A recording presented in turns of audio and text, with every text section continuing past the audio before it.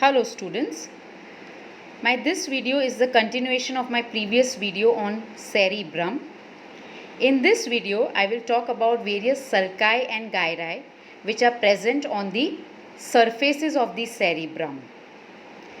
The sulci are the grooves or depressions and the gyri are the elevations, which are present on the surfaces of the cerebrum. So, as you know, there are three surfaces of the cerebrum: the superolateral surface, the medial surface, and the inferior surface. Okay, so these are the surfaces which are present on the cerebrum. Okay, the superolateral surface,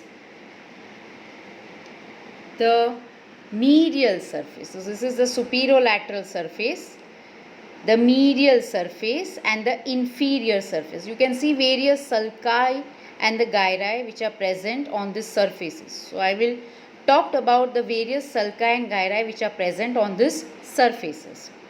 Now, inferior surface is divided into anterior orbital surface and the posterior tentorial surface. This also I have mentioned in my previous videos on cerebrum. Okay.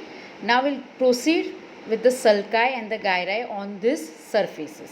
The first surface which I'll take is the superolateral surface of the cerebrum.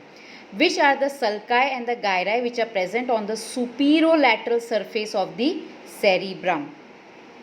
Okay. Now, this superolateral surface is divided into lobes. As you all know, there are various lobes which are present. So there is frontal lobe, parietal lobe, occipital lobe, and temporal lobe. So I will mention the sulci and the gyri which are present in each lobe of the cerebrum. In each lobe on the superolateral surface of the cerebrum. So this is the superolateral surface of the cerebrum. So in frontal lobe, which are the sulci and the gyri? In parietal lobe, which are the sulci and the gyri? In temporal lobe and occipital lobe, which are the sulci and the gyri? The three main sulci I have already mentioned in my previous video.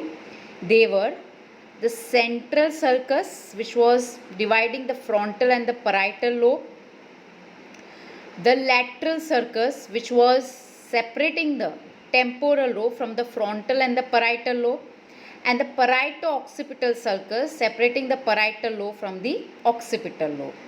So these are the main sulci which are present on the superolateral surface of the cerebrum. Now I will take the sulci and the gyri of each lobe of the cerebrum. So first I will take the sulci and gyri of the frontal, then the parietal, then the temporal, and then the last one I will take the occipital. Okay. So first is the frontal lobe. Okay, frontal lobe, which are the sulci and the gyri present. Okay, so this is the frontal lobe, which are the sulci and gyri which are present on the frontal lobe. Let's see.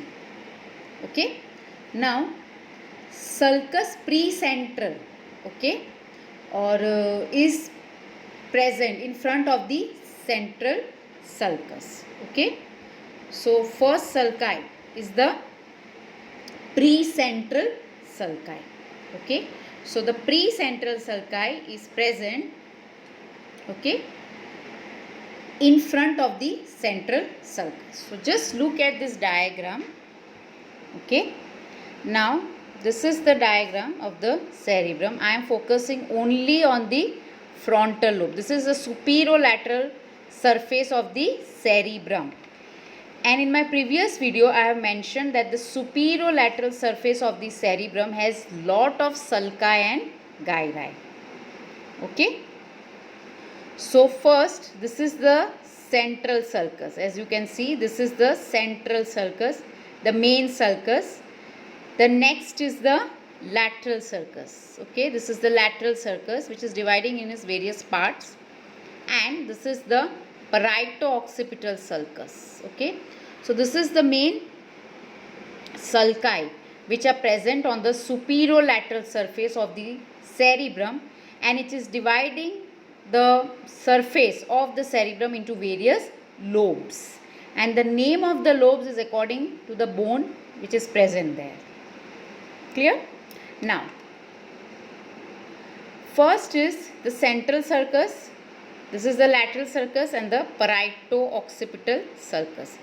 This you all know. Now the first sulci of the frontal lobe, you can see here, this is the central sulcus. The first sulcus is the precentral sulcus, which is present in the frontal lobe. Okay, this is the precentral sulcus. This is present in front of the central sulcus. You can see it is present in front of the central sulcus.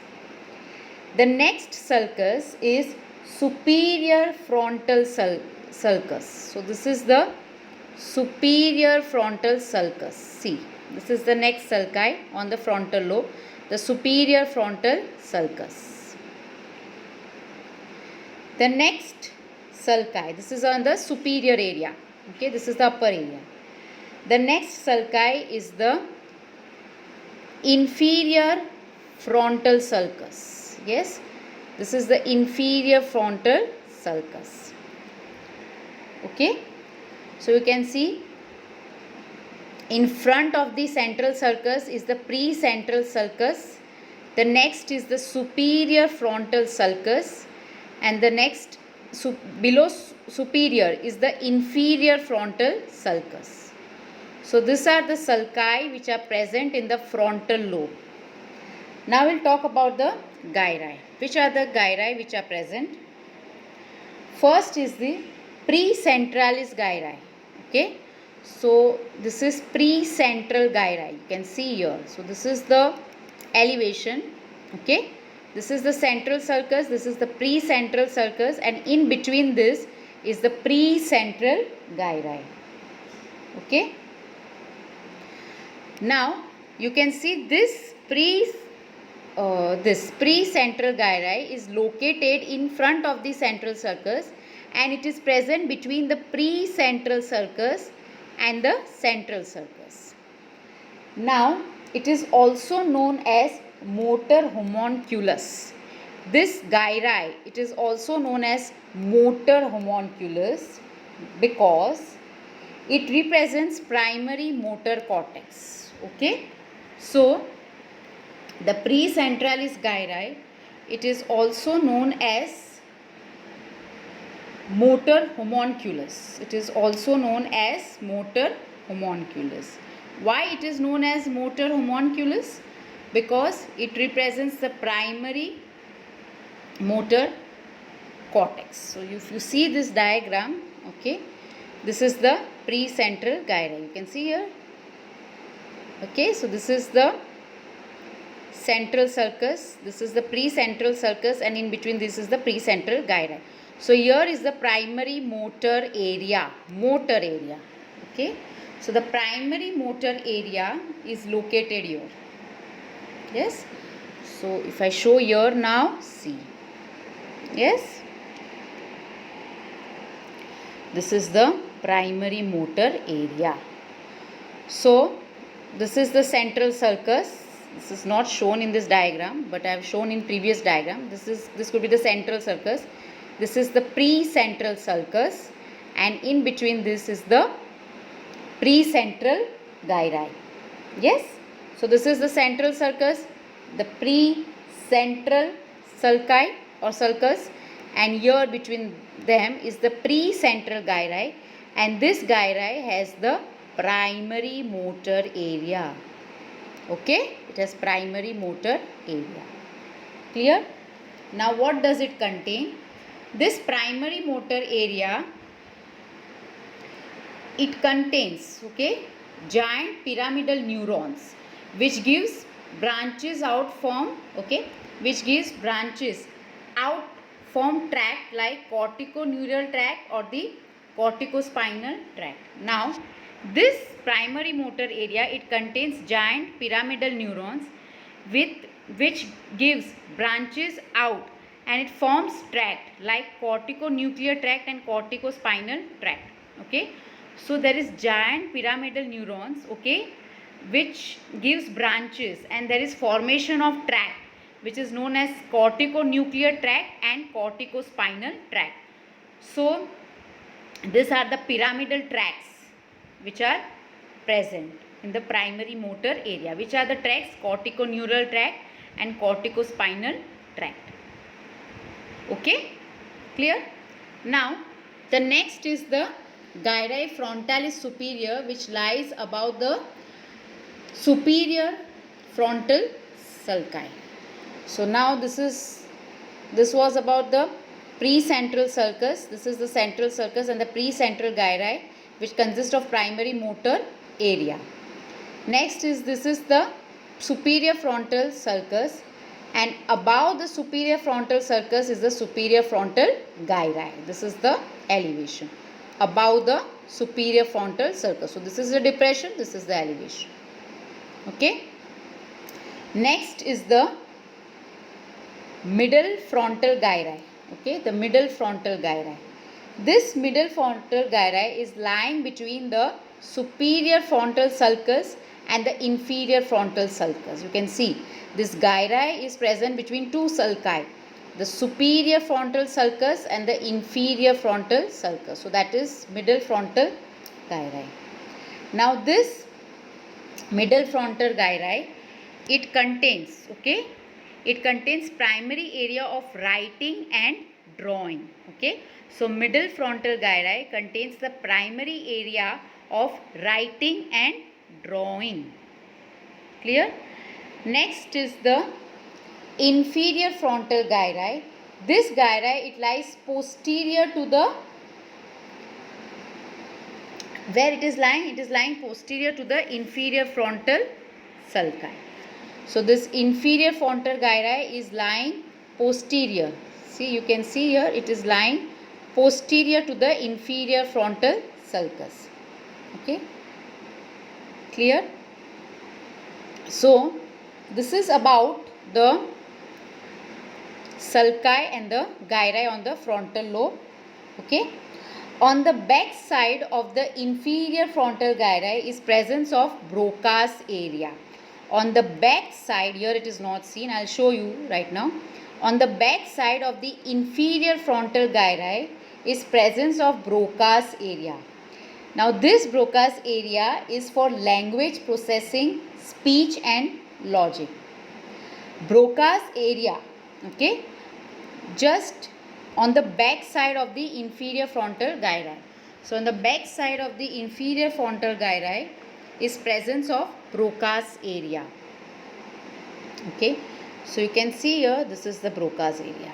Yes, this is the inferior frontal gyri somewhere here. Okay, so this is a superior frontal sulcus, inferior frontal sulcus, then there is superior frontal gyri, middle frontal gyri, inferior frontal gyri, and back of the inferior frontal gyri is presence of Broca's area. Yes, this Broca's area is for processing language, speech and logic, for understanding the speech. That is the Broca's area. Very, very important area. Okay. It is present on the unilateral hemisphere. So present on the dominant hemisphere, that is left one. So this Broca's area is present only on the one hemisphere. So it is present on the dominant hemisphere. Now, which is the dominant hemisphere? If suppose a person is right-handed, so the left side of the brain is dominant. Clear? So mostly it is present on the left side of the brain. So Broca's area is present on only in the dominant cerebral hemisphere. Okay. So this was the sulci and the gyri of the frontal lobe. So once again I will repeat. This is the central sulcus, just ahead, okay, in front of the central sulcus is the precentral sulcus, okay. Then above here is the superior frontal sulcus. Then below the superior frontal sulcus, this is the sulcus, is the inferior frontal sulcus, okay. There are gyri which are present. Between the precentral sulcus and the central sulcus is the precentral gyri. This consists of primary motor area. Clear? Then Above the superior frontal sulcus is superior frontal gyri. Between the superior frontal sulcus and the inferior frontal sulcus is the middle frontal gyri. This is for writing and drawing. This area is for writing and drawing. Okay. Now, inferior frontal gyri is just below the inferior frontal sulcus. It is below the inferior frontal sulcus. And behind this gyri is present Broca's area. This Broca's area is for understanding speech and language, for processing and understanding. Okay, it is present on the dominant cerebral hemisphere. So this were the sulci and the gyri of the frontal lobe. Now I'll talk about the parietal lobe. Okay, now in the parietal lobe there is two different post-centralis sulci and intraparietalis sulci. Okay, so there is, you can see here in the parietal lobe, okay, this is the central sulcus. So frontal lobe is this much, and now we are talking behind the central sulcus is the parietal lobe. Okay, this is the parietal lobe. So in the parietal lobe there is presence of two sulcus. Just see, first is the post-central sulcus. So this is the central sulcus. In frontal lobe was pre-central sulcus, and in the parietal lobe is presence of post-central. So pre in front of the central sulcus and post-central is behind the central sulcus. So that is the post-central sulcus. Okay, and the next sulci is the intraparietal sulcus. So this, you can see this arrow, this is the intraparietal sulcus. Clear? So there is post-central sulcus and the intraparietal sulcus. Now, post-centralis gyri, it is known as sensory homunculus, located behind the central sulcus and post-centralis, that is in between the central sulcus and post-centralis sulcus. So one gyri which is present, which is known as post-central gyri. So this was pre-central gyri where motor area was located.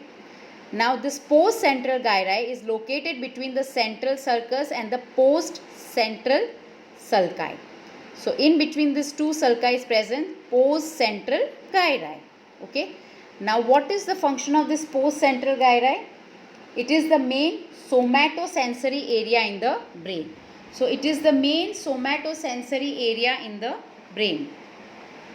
You can see here. So I talked about the primary. This is, now you can see primary sensory area. Yes. So you can see this is the, suppose this is central sulcus. Okay.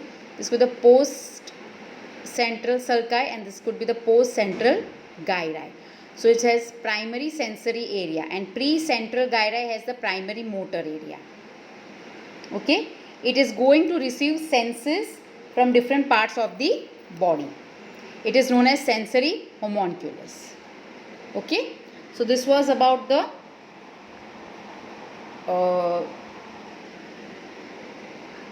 post-central gyri. Now, other sulci is the intraparietal sulcus. Okay.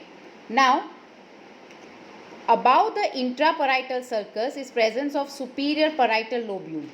Yes. Above the intraparietal sulcus is presence of superior parietal lobule. Okay. Now, below the superior, this is the, below the superior, sorry, below the intraparietal sulcus is presence of inferior parietal lobule. So, superior parietal lobule is just above the intraparietal sulci and there can be inferior parietal lobule which is present below the intraparietal sulcus. So, this is intraparietal sulcus. Above this sulcus is the superior parietal lobule and below this sulcus is the inferior parietal lobule. Okay. Okay. Clear? So, this is the intraparietal sulcus. Above is superior parietal lobule and below is inferior parietal lobule. Now, inferior parietal lobule is going to divide into two parts, that is supramarginalis gyri and angularis gyrus. So now this superior parietal lobule, okay, sorry, the inferior parietal lobule I am talking about is divided into two gyri. This is lobule which is divided into two gyri. The first gyri is the supramarginalis gyri. It is not seen here, but it is present here. So the first gyri is the supramarginalis gyri and the second is the angularis gyri. Now this supramarginalis gyri is going to arch over the lateral sulcus and angularis gyri is going to arch over the superior temporalis sulci. Okay. Now this is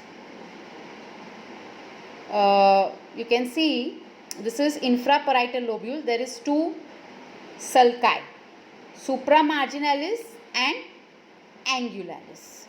So if you see here, this is the lateral sulcus. Okay, this is the lateral sulcus and this is the superior temporal sulcus. So now you can see here this one arrow, this way it is going. So this is the supramarginalis gyri. Okay, so here is the supramarginalis gyri which is arching over the lateral sulcus. Supramarginalis gyri is arching over the lateral sulcus and angularis gyri is arching over the superior temporal sulcus. So this is supramarginalis gyri which is arching over the lateral sulcus and angularis gyri which is arching over the superior temporal sulcus. Okay. Gyrus angularis, what is the importance? Is the area for location of reading center. Okay, possible to understand written words. So angularis is required for reading, to understand words. Okay. So again I will repeat about the parietal lobe. In the parietal lobe this is the parietal lobe. There is presence of post central sulci and intraparietal sulci. Okay, post central sulci is behind the central sulcus. Okay, in between the central sulcus and the post central sulci is presence of post central gyri where there is primary sensory area. Intraparietal sulci is above the intraparietal sulci is the presence of superior parietal lobule and below the intraparietal sulcus is presence of inferior parietal lobule. Okay. So below the infraparietal sulcus is presence of inferior parietal lobule.